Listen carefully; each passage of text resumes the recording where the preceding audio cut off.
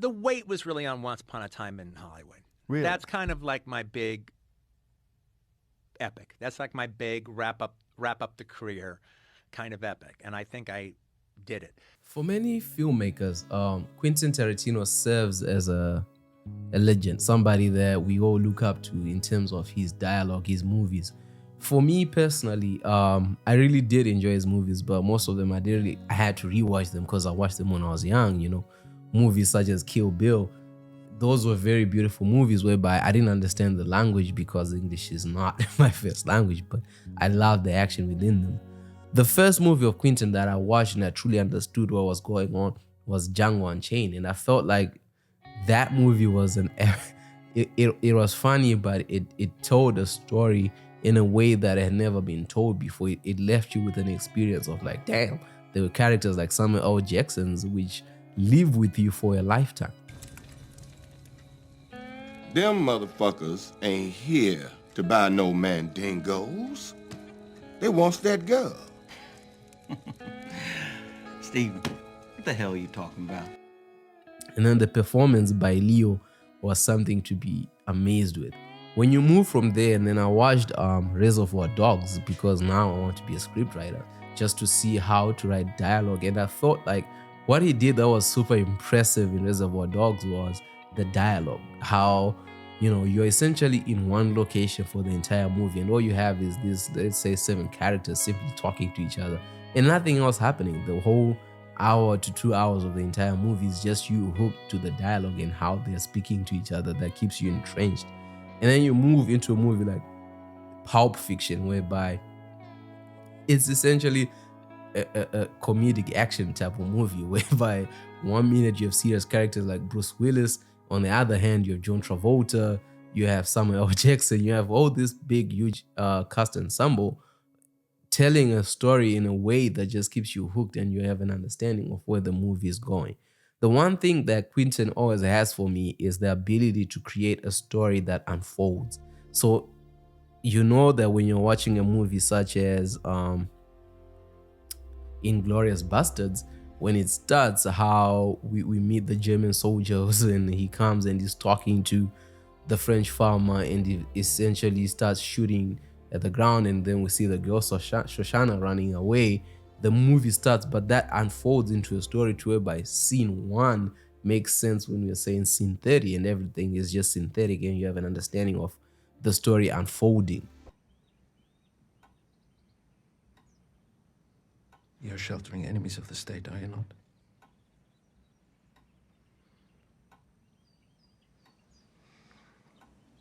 Yes.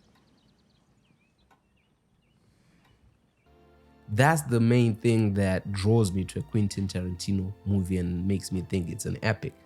For a long time, Once Upon a Time in Hollywood came out. I didn't watch it because as a fan, for some reason, I do not know what Brad Pitt does or did to me, but I just could not stand watching a Brad Pitt movie ever since I watched Mr. and Mrs. Smith.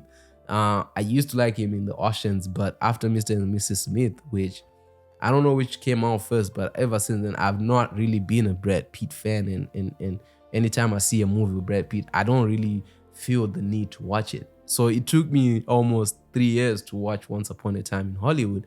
But it wasn't until I saw Quentin on Joe Rogan's podcast, and he's like, Once Upon a Time in Hollywood is his epic, and that's like his crescendo movie. I was intrigued by this, so I ended up going to watch it. And after watching it, I can simply say this movie is probably the best thing I've seen in 2022. Yes, 3 years later, but I haven't watched anything that kept me glued to the screen as much as Once Upon a Time in Hollywood, because of the story and how the story unravels. The film synopsis is: actor Rick Dalton gained fame and fortune by starring in a 1950s television western, but is now struggling to find meaningful work in a Hollywood that he doesn't recognize anymore. He spends most of his time drinking and palling around with Cliff Booth, his easygoing best friend and longtime stunt double. Rick also happens to live next door to Roman Polanski and Sharon Tate, the filmmaker and budding actress whose futures will forever be altered by members of the Manson family. The main thing about this movie, especially for I feel like a lot of Americans or people who who are in tune with Hollywood and understand the history of Hollywood understand that this movie is based off a true story, but it's a movie. So I didn't have that privilege. I didn't know the history behind the movie. I didn't know about the Mansons and the tragedy that occurred on the night of which this movie is based on. So I was just watching it for pure entertainment and nothing else, just for the pure story. I mean, it's a movie with one of my favorite female actresses, Margot Robbie. So I definitely was intrigued to watch what Quentin would do with her. They say the most important aspect of a film is how it makes you feel, and this film provoked a lot of weird feelings in me. For example, when Cliff Booth is with Pussycat, part of me is like, yeah, this is a beautiful love story, but she looks super young and it's weird. And it brings out that weird feeling in me of like, man, this can be some form of pedophilia. And you respect Cliff Booth for saying, how old are you, and asking her age. And she's underage. And the thing that makes you feel weird is because she's being portrayed by Margaret Qualley, and this puts you in a weird moral dilemma of watching Brad Pitt and the young lady. And the whole concept of the movie is essentially about these actors, how the director was talking to Leo's character and being like, hey, when you start acting in spaghetti westerns, it's essentially your other character moving into this next character. So it's the old guy fighting the new guy and the new guy beating up the old guy.